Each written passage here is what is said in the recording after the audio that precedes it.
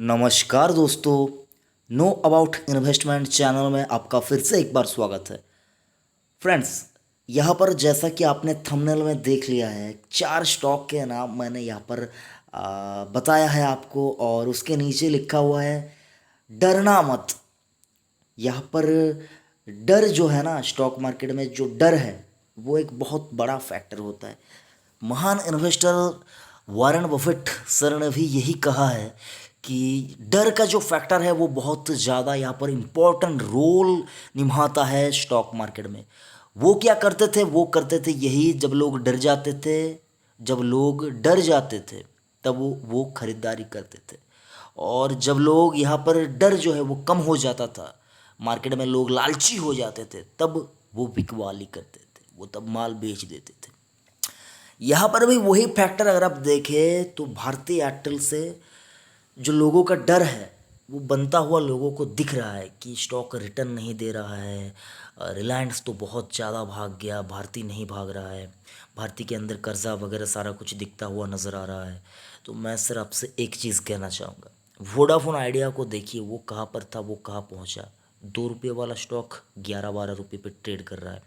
भारती की बात करें तो भारती ने आज की डेट 18 सितंबर 2020 को इसने लगभग लगभग 4% का रिटर्न आपको कमा कर दिया है।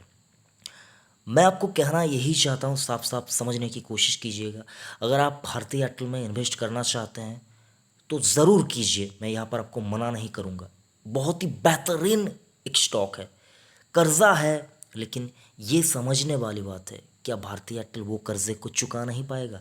मैं तो मानता हूँ भारतीय एयरटेल उस कर्जे को आराम से चुका पाएगा। जो एजीआर का ड्यू है और बाकी के जो इनके कर्जा वगैरह है, वो सारा कुछ भारतीय एयरटेल आराम से चुका पाएगा। मैं ये मान कर चलता हूँ, क्योंकि इनका जो बिज़नेस है, ये बिज़नेस आगे चलकर बहुत ज़्यादा ग्रो करेगा। देखिए, यहाँ पर जो आईटी सेक्टर के स्टॉक की बात कर रहे हैं लोग, तो आईटी को चलाने के लिए इंटरनेट प्रोवाइडर की ज़रूरत है, तो वो यहाँ पर कहाँ से आएगा? उसके लिए तो आपको टेलीकॉम कंपनियों के पास जाना ही होगा, जाना ही होगा। तो वो जो टेलीकॉम कंपनियां हैं, यहाँ पर देखें तो भारतीय एयरटेल, मुझको जो लगता है ये कंपनी रिलायंस को इतनी आसानी से मार्केट का, जिसको कहते हैं ना लीडर, जिसको कहते हैं लीडर, वो इतनी आसानी से नहीं बनने देगा।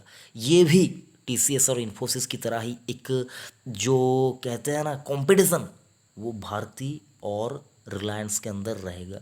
कब तक रहेगा? देखिए, टीसीएस और इन्फोसिस, क्या ये कंपनियां ख़त्म हो जाएगी? ये कंपनियां क्या एक कंपनी डूब जाएगी, एक रह जाएगी? ऐसा होगा क्या? नहीं होगा। उसी तरह भारतीय एयरटेल और रिलायंस का जो जियो है, वो दो कंपनी यहाँ पर टीसीएस और इन्फोसिस की तरह, जिसको कहते हैं, हमेशा यहाँ पर आपको दिखेगी।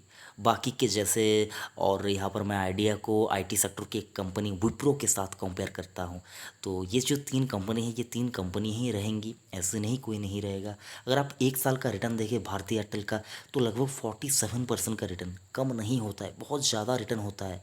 तो मायूस मत होइए और ज़्यादा लालची भी मत हो जाइए कि मैं भारतीय एयरटेल में सारा पैसा झोंक दूंगा, मैं करोड़पति बन जाऊंगी। ये सारे जो सपने हैं, बेकार के सपने, ये मत देखिए। मार्केट में, मार्केट सपनों से नहीं चलता, मार्केट डाटा से चलता है, मार्केट बाई और सेलिंग के डिमांड और सप्लाई से चलता है।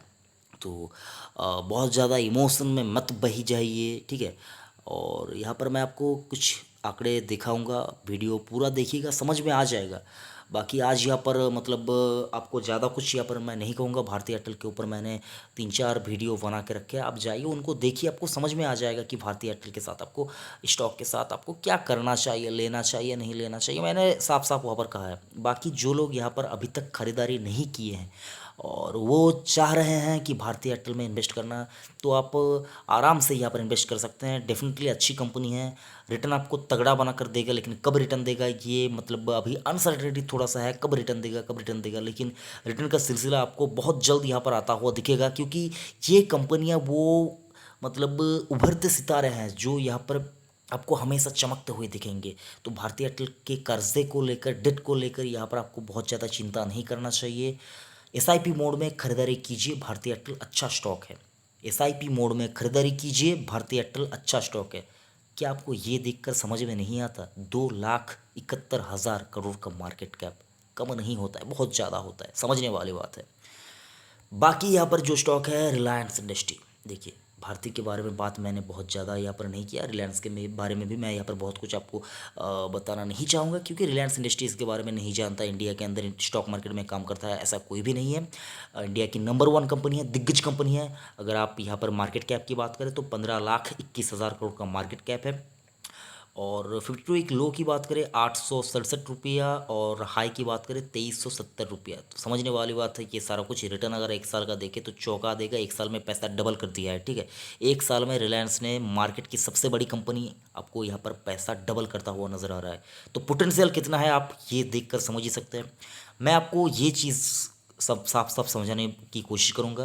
रिलायंस के अंदर भी आपको थोड़ा सा जिसको कहते हैं ना चौकन्ना रहना चाहिए, वो वाला यहाँ पर आपको पोजीशन ज़रूर से रखना चाहिए। क्योंकि रिलायंस अगर आप देखिए एक साल में 100% का रिटर्न कम कम नहीं होता है, बहुत ज़्यादा रिटर्न होता है। तो ये मतलब एक बार स्टॉक यहाँ पर आपको सुस्ती दिखा सकता है, रेस्ट लेता हुआ दिख सकता है, लेकिन वो वक्त कब आएगा ये हो सकता है मतलब 2300-2400 के आसपास आ जाए, या फिर 5,000 तक रैली कर दे। ये सारा कुछ मतलब कुछ भी यहाँ पर कहा नहीं जा सकता। अगर आप इन्वेस्टेड हैं तो इन्वेस्टेड रहिए। अगर आप यहाँ पर 10 साल का वक्त दे पाएंगे तो आपको रिलायंस इंडस्ट्री इतना पैसा कमा कर देगा, इतना पैसा कमा कर देगा, जो आप यहाँ पर इस सिचुएशन में खड़े होकर आप अंदाज़ा भी नहीं लगा सकते। तो ये मेरा मानना है, आप मेरे यहाँ पर बात से डिसएग्री कर सकते हैं, मुझको बुरा नहीं लगेगा, लेकिन मैं जो मानता हूँ मैं यहाँ पर आपके साथ वही शेयर करता हूँ। तो मैं मानता हूँ कि 10 साल में रिलायंस आपको इतना पैसा कमा कर देगा जो हम लोग यहाँ पर सोच भी नहीं सकते हैं। तो ये सारा कुछ देखने वाली बात है कब कुछ क्या होता है।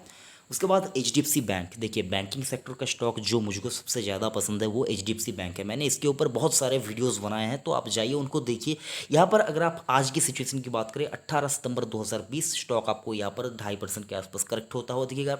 देखिए करेक्शन अगर नहीं होगा तो स्टॉक बढ़ नहीं पाएगा, और अगर स्टॉक बढ़ेगा तो करेक्शन ज़रूर होगा। ये कुछ मार्केट के उसूल है जिनको आपको फॉलो करना ही होगा। बहुत से लोग यहाँ पर फंसे हुए हैं, मतलब फंसे हुए हैं कैसे, मैं जो लोगों ने 1100 के ऊपर स्टॉक को ले लिया है वो सोच रहे थे मतलब शॉर्ट टर्म में पैसा बन जाएगा। तो देखिए जितना बड़ा स्टॉक उतना बड़ा प्रॉफिट होगा, और वक्त भी उतना ज़्यादा लगेगा। रिलायंस को देखिए तो रिलायंस का अगर आप यहाँ पर 3-4 साल पीछे जाए तो रिलायंस आपको बहुत ज़्यादा यहाँ पर तंग करता हुआ नज़र आ रहा था। लेकिन जिन लोगों ने 3 साल पहले रिलायंस में इन्वेस्ट करके रखा हुआ था, और वो अगर पोर्टफोलियो को नहीं देख रहे होते और अगर 3 साल बाद यहाँ पर देख रहे हैं मेरा पैसा कितना बढ़ चुका है, ये वो लोग भी देखकर हैरान हो जाएंगे। तो HDFC बैंक भी उसी प्रकार का स्टॉक है।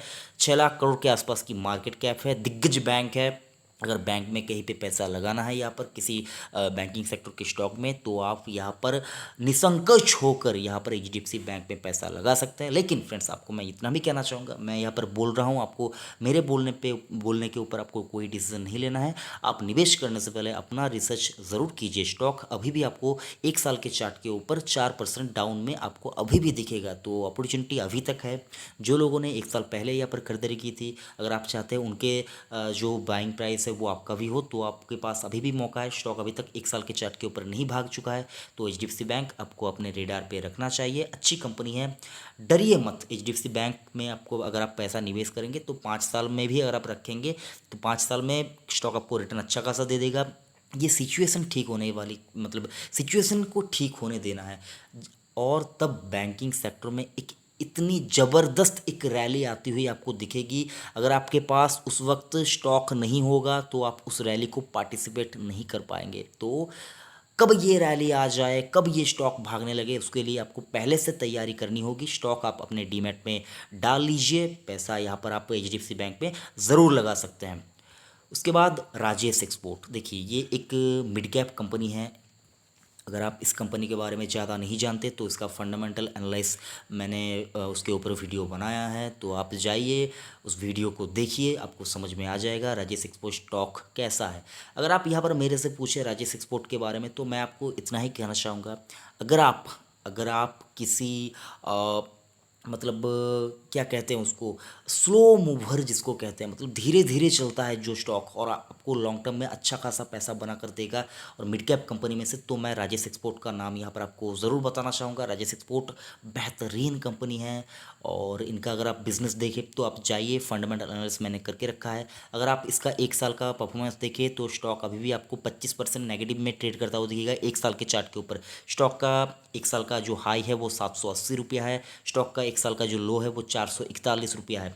स्टॉक अच्छा है, लेकिन रिसर्च आपको ज़रूर से कर लेना है एक बार निवेश करने से पहले। तो राजेश एक्सपोर्ट के ऊपर भी मैं आपको इतना ही कहना चाहूँगा, डरिए मत, अच्छी कंपनी है। पैसा यहाँ पर आपका मतलब कह सकते हैं एक तरफ से सुरक्षित ही है, मुझको जो लगता है। बाकी मैं यहाँ पर गलत भी हो सकता हूँ। मुझको जो लगता है राजेश एक्सपोर्ट आपको अच्छा खासा पैसा बनाकर देने की जो कैपेसिटी है स्टॉक के अंदर, तो वो यहाँ पर ये ओन करती है, ये रखती है, वो कैपेसिटी इसके अंदर है कि ये आपको अच्छा खासा पैसा बनाकर दे पाएगा। उसके बाद अगर आप देखें रिलायंस इंडस्ट्रीज़ का आज की डेट यानी कि 18 सितंबर 2020 के डेट के ऊपर अगर आप यहाँ पर डिलीवरेबल क्वांटिटी देखें तो आपको लगभग 41% डिलीवरेबल क्वांटिटी दिखेगी और 1,52,000 स्टॉक यहाँ पर ट्रेड हुए हैं और 41% की डिलीवरेबल क्वांटिटी। अगर आप HDFC बैंक की बात करें 1,17,00,000 स्टॉक की ट्रेडिंग हुई है और उनमें से अगर आप देखें तो 43% की डिलीवरेबल क्वांटिटी। उसी के साथ अगर आप राजेश एक्सपोर्ट की बात करें तो 9,97,000 स्टॉक की ट्रेडिंग हुई है और उनमें से लगभग 3,37,000 स्टॉक की डिलीवरी उठाई गई है। परसेंटेज में निकाले तो 33%। अब आप सोचेंगे भारती के बारे में मैंने क्यों नहीं बताया, तो भारती आज यहाँ पर देखें तो बहुत अच्छा यहाँ पर डिलीवरेबल क्वांटिटी आप मुझको नज़र आती है। 5,48,00,000 स्टॉक की ट्रेडिंग हुई है और 2,99,00,000 की यहाँ पर जिसको कहते हैं डिलीवरी उठाई गई है। लगभग 55% के आसपास की डिलीवरेबल क्वांटिटी, जो कि एक बेहतरीन डिलीवरेबल क्वांटिटी मैं मानूंगा। और यहाँ पर अगर आप BSE के ऊपर भी देखें तो 12 लाख स्टॉक की ट्रेडिंग हुई है और 7 लाख की डिलीवरी 59% के आसपास की डिलीवरी उठाई गई है। तो इन 3 स्टॉक को ही अगर आप चाहे अपने पोर्टफोलियो में रख सकते हैं, कोई दिक्कत वाली बात नहीं है। लंबे अवधि के लिए इनमें कोई भी आपको डरने वाली बात नहीं है, मुझको जो लगता है।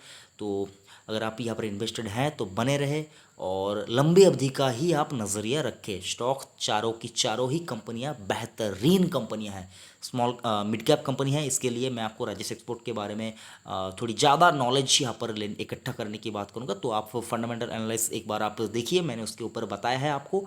बाकी यहाँ पर डरने वाली कोई भी बात मुझको नज़र नहीं आती है और हो सकता है मार्केट में थोड़ा सा करेक्शन भी हो, लेकिन ये अगर आप मानकर चले, मुझको जो लगता है ये बुल रन जो है, मतलब ये जो बुल मार्केट है अभी, इसको बुल मार्केट ही मैं मानूंगा। क्योंकि अगर आप यहाँ पर देखिए 7,500 के आसपास निफ्टी हुआ करता था, उसके बाद अगर आप देखें 11,500 तक भी निफ्टी यहाँ पर आपको रैली करता हुआ नज़र आया। तो ये रैली हो सकता है और 15-20% तक चल जाए निफ्टी के अंदर, तो ये सारा कुछ देखने वाली बात है। बाकी सिचुएशन थोड़ा सा यहाँ पर ख़राब मुझको लगता है, बाकी यहाँ पर मार्केट कैसे उसको लेता है देखने वाली बात है।